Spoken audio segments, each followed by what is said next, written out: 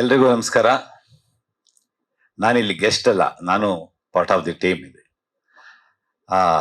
ಮೈ popcorn films ಬಹಳ ಒಳ್ಳೆ ಹೆಸರು, ನಾನು ಕರುಣಾಕರ. ಈಗ ಇತ್ತೀಚೆಗೆ ಬರ್ತಾ ಇರೋ ಸಿನಿಮಾ ಟೈಟಲ್ಸ್ ನೋಡಿದ್ರೆ ಒಂದು ಫ್ಯಾಮಿಲಿ ಟೈಟಲ್, ಒಂದು ಫ್ಯಾಮಿಲಿ, ಅಪ್ಪ ಅಮ್ಮ ಮಕ್ಕಳು ತಂದೆ ತಾತ ಅಜ್ಜಿ ಎಲ್ಲ ಬಂದು ಇಡೀ ಫ್ಯಾಮಿಲಿ ಕೂತ್ ನೋಡುವಂತ ಒಂದು ಸಿನಿಮಾ ಈ ಕಾಲಘಟ್ಟದಲ್ಲಿ ಬರ್ತಾ ಇರೋದು ಬಹಳ ಕಡಿಮೆ ಆ ತರ ಒಂದು ಫ್ಯಾಮಿಲಿ ಸಿನಿಮಾ. ಸೊ ಆರ್ಯ ತೇಜಸ್ ಆ ತರ ಒಂದು ಕತೆ ಮಾಡ್ಕೊಂಡು ಸ್ವತಃ ನಿರ್ದೇಶನ ಮಾಡ್ಕೊಂಡು ಮುಖ್ಯ ನಾಯಕನ ಪಾತ್ರ ಮಾಡಿ ಅವರಿಗೆ ಬೆನ್ನೆಲುಬಾಗಿ ನಿಂತ ಸಂತೋಷ್ ಸುರೇಶ್ ಬಹಳ ಅಚ್ಚುಕಟ್ಟಾಗಿ ಸಿನಿಮಾ ಮಾಡಿದ್ದಾರೆ.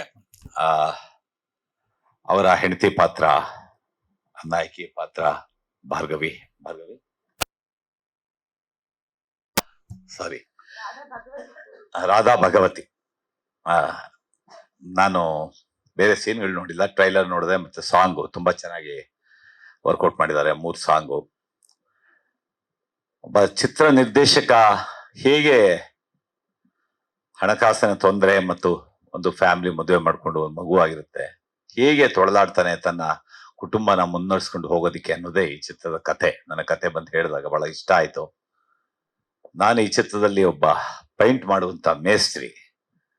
ಸೊ ಕೊನೆಗೆ ಒಬ್ಬ ಒಳ್ಳೆ ಪೈಂಟರ್ ಆತ, ಒಬ್ಬ ಕಲಾವಿದ ನಿರ್ದೇಶನ ಮಾಡ್ಬೇಕು ಅಂತ ಹೊರಡ್ತಾನೆ.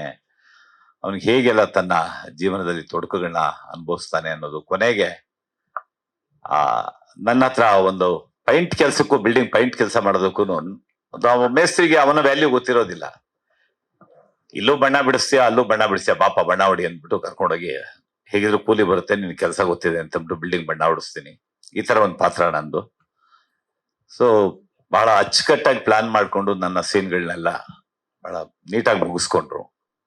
ಹೇಳಿದ ಟೈಮ್ಗೆ, ಹೇಳಿದ ರೀತಿ ನಿರ್ಮಾಪಕರಿಗೆ, ನಿರ್ಮಾಪಕರು ಬರೀ ನಿರ್ಮಾಪಕರಲ್ಲ, ಒಂದು ಟೀಮ್ ನಲ್ಲಿ ಒಬ್ಬ ಟೆಕ್ನಿಷಿಯನ್ ಆಗಿ ಸಂತೋಷ್ ಅವರು ಕೆಲಸ ಮಾಡಿದ್ದಾರೆ ಈ ಟೀಮ್ ನಲ್ಲಿ. ನಾನು ಶೂಟಿಂಗ್ ಟೈಮ್ ನಲ್ಲಿ ಅವ್ರನ್ನ ನೋಡಿದೆ.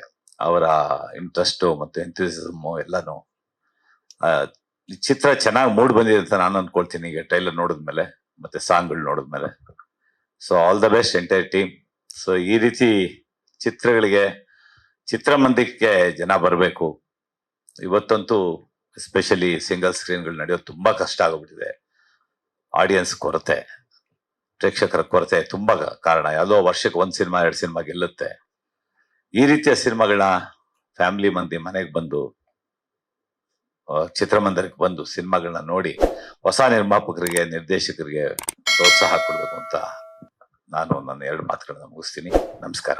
ಲೇಟೆಸ್ಟ್ ಹಾಗೂ ಇಂಟ್ರೆಸ್ಟಿಂಗ್ ಸುದ್ದಿಗಳಿಗಾಗಿ ಬಾಸ್ ಟಿವಿ ಕನ್ನಡ ಚಾನೆಲ್ನ ಸಬ್ಸ್ಕ್ರೈಬ್ ಮಾಡಿ. ಹಾಗೆಯೇ ಬೆಲ್ ಐಕಾನ್ ಪ್ರೆಸ್ ಮಾಡಿ. ಇದರ ಜೊತೆಗೆ ಫೇಸ್ಬುಕ್, ಇನ್ಸ್ಟಾಗ್ರಾಮ್, ಎಕ್ಸ್ ನಲ್ಲೂ ಮಿಸ್ ಮಾಡದೆ ಫಾಲೋ ಮಾಡಿ.